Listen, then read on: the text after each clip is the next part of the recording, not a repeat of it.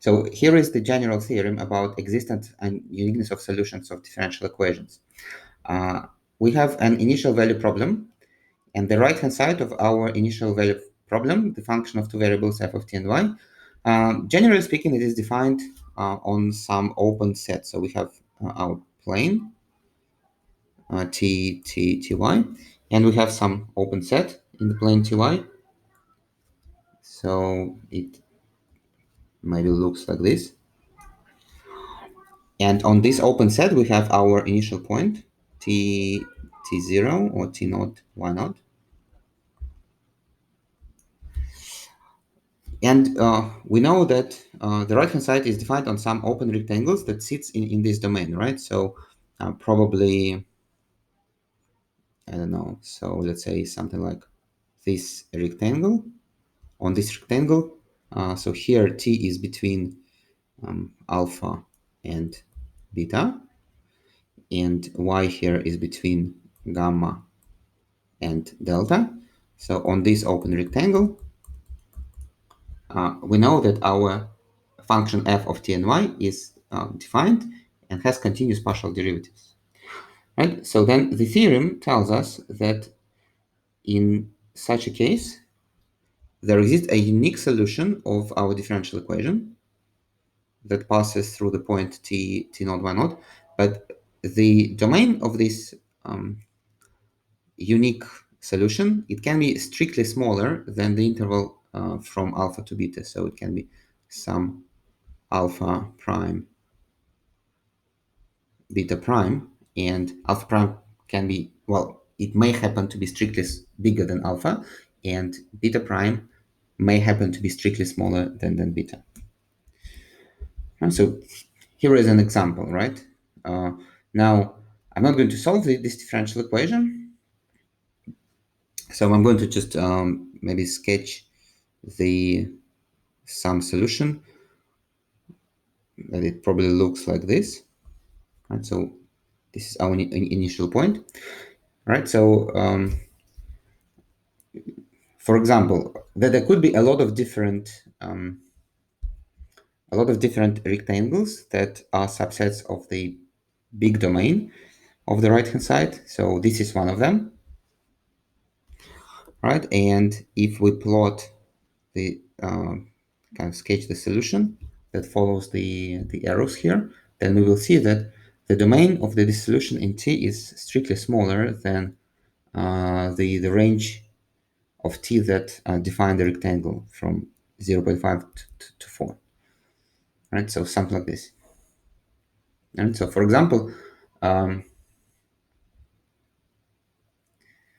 we see that the solution is, in particular, is defined when T is between 1.5 and 2.5. So it may be defined even on a bigger interval, and maybe it is defined even on a bigger interval that goes beyond our initial rectangle. We don't know that. So all that the theorem guarantees is that there is some interval that is possibly smaller than from alpha to beta, or in this case, it's from 0.5 till 4, I guess, on which the solution is defined. So let us go through a few numeric examples. So here is an example. In this example, we are supposed to solve the initial value problem and determine the domain of the solution. All right, so this is a separable differential equation. So we are going to write it like this: dy dx equals 4 minus t over y. Then we separate the variables, or sorry, dy over dt. Then we separate the variables. dy is in the left times y equals 4 minus t dt. Then we integrate, and we get y squared over 2 equals 4t minus t squared over 2 plus c, something like this. Okay, so but notice that since there is a division by y, it means that y can be either positive or negative, right? So basically if we look at the plane ty, then along the t-axis, our differential equation is just, it doesn't exist, is undefined, right? So which means that either y has to be positive, which means we sit in the upper half plane, or y has to be negative, which means that we sit in the lower half plane, right? Well, but since the initial point belongs to the lower to the upper half plane, it means that y is going to be positive. Right? So then we are going to separate t and y and integrate. So then we solve for c, right? So letting y of 4 be equal to 4. Here we will get that c is 0. So then solving for y. So we choose the positive square root because y is supposed to be positive. But then the expression inside the square root, 8t minus t squared, generally speaking, in order for a square root to be well defined, the expression inside the square root should be non-negative. But since the domain of every solution of every differential equation is by definition an open interval, so we make it strictly bigger than 0 because we want an open interval. At the same time, so notice that y cannot be equal to 0. This is another argument to support the fact that we made the equality a strict equality. All right, so then solving this equality, we see that t is between 0 and 8, and that's the answer. Okay, so a slightly more complicated example. Again, this is a separable differential equation, so I have something like dy over dt equals 16t cubed plus 8t over 3y squared. So then moving 3 over y squared to the left, I get 3y squared dy equals, moving dt to the right, I get 16t cubed plus 8t dt. Then I'm going to integrate. The left-hand side is going to be 3, stop. It's going to be just y cubed. The right-hand side is going to be 4t to the 4 plus 4t squared plus constant. But now notice that again, because there is a division by y, we should exclude the line y equals 0 from the domain. So it means that y has to be either positive or negative. And since the initial value of y is negative, it means that y has to be negative. So then we separate t and y and integrate. Then we let t be 0 and y be negative 2.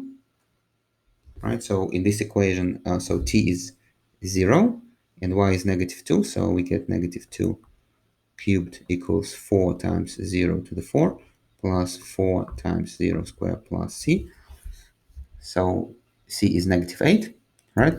So solving for y, we get this answer that seems reasonable because there is a cube root here, and the cube root is always defined regardless of the sign of the expression inside the root. So you may think that this is all, but it is not true. So it's not all, right? So because we know that y is negative, so we should require that. So y is negative, so the cube root should be negative, which means the expression inside the cube root should be negative. So 4t to the 4 plus 4t squared minus 8 should be negative, which after you solve it, you get y should be between negative y and negative 1 and 1. And this is the answer. All right, so one more very, very simple but very important example. So consider this initial value problem. So y prime equals 3 times y to the power 2 over 3, right? So y to the power 2 over 3, this means that first we take the cube root of y, and this is always defined, right? So regardless of the sign of y, and raise it to the power 2, which again is always defined. So the domain of the right-hand side the expression 3 times y to the power 2 2/3 is defined for all values of t and y, so on the whole ty plane. Well, at the same time, if we do not really try to solve this equation according to the method, but we just try two different functions, y equals 0 and y equals t cubed, you will see that both of them, if you substitute them into the equation, they will give you a correct equality, so which means that both have solutions.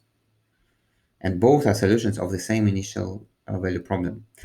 Well, however, it does not contradict the Picard-Lindelof theorem, because the trick here is that although the right-hand side of our differential equation is continuous on the whole plane, it is not continuously differentiable, because if you find the partial derivative of the right-hand side with respect to y, then you will get 2 times y to the minus 1/3, which is undefined at 0, 0. Yeah, because the negative power really means division by y to the.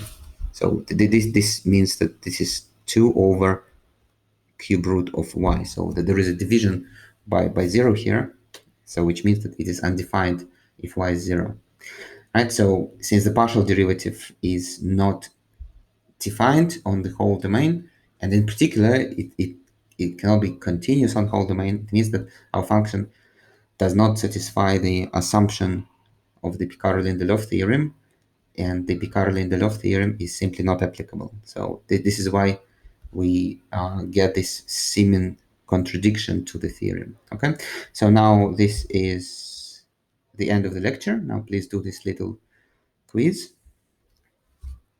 And after you do the quiz, you just watch the summary of the lecture.